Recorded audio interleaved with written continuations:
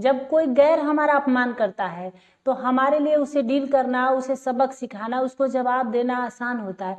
लेकिन जब कोई अपने ही घर में हमारा अपमान करे तो हम क्या करें, कैसे हम उस सिचुएशन को हैंडल करें। तो आज की वीडियो मेरे इसी टॉपिक पे है। तो आगे बढ़ने से पहले मेरे चैनल को सब्सक्राइब कर लीजिएगा ताकि ऐसी उपयोगी वीडियो आप लोगों को हमेशा मिलती रहेगी। बहुत लोग हैं कि अपने ही घर में अपमानित होकर के सफलता के नए शिखर पे पहुंच गए हैं, पर ऐसा भी हुआ है कि इसमें अपमानित होकर के रिश्ते बिखर भी गए। घर वाले अक्सर कहते हैं कि वो मोटिवेट करने के लिए, इंकरेज करने के लिए अपमानित करते हैं, वो टोंट कसते हैं। लेकिन देखिए, एक दो बार ठीक है, उससे हो सकता है कि बच्चा मोटिवेट हो जाए, इंसान मोटिवेट हो जाए, आगे बढ़ जाए।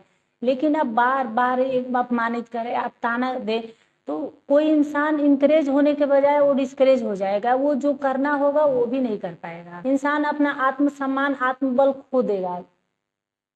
भले ही आप नेक इरादे से करते हो, लेकिन देखिए, आपको ऐसा नहीं करना चाहिए। कभी कभी होता है कि रिवर्स थेरेपी काम करती है, लेकिन हर किसी पे नहीं काम करती।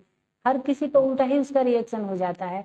तो आप सोच समझ कर, सिचुएशन को देखकर, संभल कर ही कुछ बोलिए, और एक ही बात को बार बार मत बोलिए। सभी पेरेंट्स से यही कहूंगी कि देखिए, भले ही आप मोटिवेट करने के लिए कह रहे हो, लेकिन आप प्लीज ऐसा मत करिए, क्योंकि बच्चा पता नहीं वो सुधरेगा कि नहीं सुधरेगा, बल्कि आपसे बहुत दूर हो जाएगा। पति भी अक्सर अपनी पत्नी को अपमानित करते हैं। अब जैसे कि तुम तो जड़ बुद्धि हो, तुमको कुछ नहीं समझ में आएगा, तुम्हारी समझ से परे है। तो कई पति ऐसे हैं कि जानबूझकर भी अपमानित करते हैं कि ताकि वो हर्ट हो, ताकि वो दुखी रहे। और पति को क्या कहूँ, पत्नी भी अपमानित करती है। अगर पति कुछ नहीं कर रहा है तो हमेशा उसको टोंट करते रहेगी, हमेशा उसको व्यंग बोलेगी, हमेशा अपमानित करेगी। तो 2-4% ही लोग होते हैं जो इन सब चीजों से उब करके या इंकरेज होकर के कुछ कर पाते हैं। बाकी लोग तो और जो करना होता है वो भी वो नहीं कर पाते। उनका दिमाग इन्हीं सब चीजों में उलझा रहता है, वो अपमानजनक शब्द में ही उलझे रहता है। उसने ये कैसे बोल दिया, उसने ये बोला, तो जो करना होगा वो भी नहीं करेंगे। तो इसलिए अभद्र भाषा का प्रयोग न करें। अगर किसी को मोटिवेट करना है, किसी को इनकरेज करना है, तो उसको शालीन भाषा में भी कहा जा सकता है, अगर आप ऐसा सोचते हो तो। नहीं तो ज्यादातर अपमान तो आहत करने के लिए, किसी को हर्ट करने के लिए ही किया जाता है। मोटिवेट करने के लिए तो आप अच्छे से भी उसको समझा सकते हैं कि तुम ये कर लो, तुम ऐसे कर लो।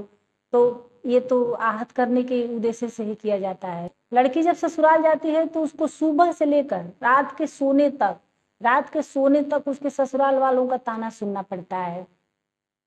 तो आपको क्या लगता है, वो सुनते सुनते एक दिन तो जवाब देगी ही, वो कितना दिन सहेगी। तो मैं ये नहीं कहती कि वो जवाब दे करके गलत कर रही है, उसको जवाब जरूर देना चाहिए। क्योंकि अगर बार बार उसका अपमान किया जा रहा है, बार बार उसको टोंट कर जा रहा है, तो सिर्फ उसको परेशान करने के उद्देश्य से ही किया जा रहा है, उसकी अच्छाई के लिए तो किया नहीं जा रहा है। तो अपमान करने से ज्यादा अपमान सहने वाला भी पाप का भागी होता है। तो उसको जरूर उस खिलाफ बोलना चाहिए। कई बार क्या होता है कि बेटा बहू माता पिता के साथ रहते हैं, तो माता पिता को लगता है कि बेटा बहू प्रॉपर्टी के लालच में, पैसे के लालच में हमारे साथ रह रहे हैं, तो उनके साथ नौकरों जैसा बर्ताव करते हैं। माता पिता को ये लगता है कि हमसे दूर होकर के ये कुछ भी नहीं कर पाएंगे। तो देखिए, अगर आपको लालच नहीं है, प्रॉपर्टी का लालच नहीं है, पैसे का लालच नहीं है, आप उनके लिए ही उस घर में रहते हो, तो देखिए, अगर उनको जरूरत होती, अगर उनको आपकी जरूरत होती, तो आपका अपमान नहीं करते। यानी आपकी जरूरत उनको नहीं है, तो आप उस परिस्थिति से, उस सिचुएशन से, उस जगह से आप निकलिए। देखिए, बेटा बहू अगर गलती करते हैं तो उनको डांटना ठीक है, उनकी गलती पर आप डांटिए, लेकिन उनको अपमानजनक शब्द का इस्तेमाल मत करिए, उनका अपमान मत करिए आप। तो आपको भी यही कहूंगी, बेटा बहू को भी यही कहूंगी कि आप माता पिता हैं, आप उनको जवाब मत दीजिए। लेकिन उस जगह से आप जाकर के, भले आप कुछ नहीं भी करते हो, तो किराए का सिर्फ एक रूम भी आप लीजिए, वहां से भी आप बहुत ग्रो कर जाएंगे। कम से कम सम्मानजनक जीवन तो जिएंगे। बाकी तो आगे जैसे जैसे आप जिंदगी जिएंगे वैसे वैसे ऑप्शन बनते जाएगा, लेकिन सबसे जरूरी है सम्मानजनक जीवन जीना। अब बात आती है बड़ों की। देखिए, बेटा बहू भी माता पिता का अपमान करते हैं। अगर माता पिता बेटा बहू के घर में रहते हैं तो वो भी उनका आए दिन अपमान करते हैं। खास करके बहू तिरस्कृत करती है, बेटा भी करता है। तो आप वहां से भले आपके पास पैसे नहीं है, भले आप कुछ न कर पा रहे हो, तो भले आश्रम में आप जाके रहिए। अगर पैसे हैं तब तो आप जाके अलग अपने घर में आराम से रहिए, नौकर लगा, भले ही आप आश्रम में रह लीजिए, लेकिन आप अपमानजनक जीवन ना जिए।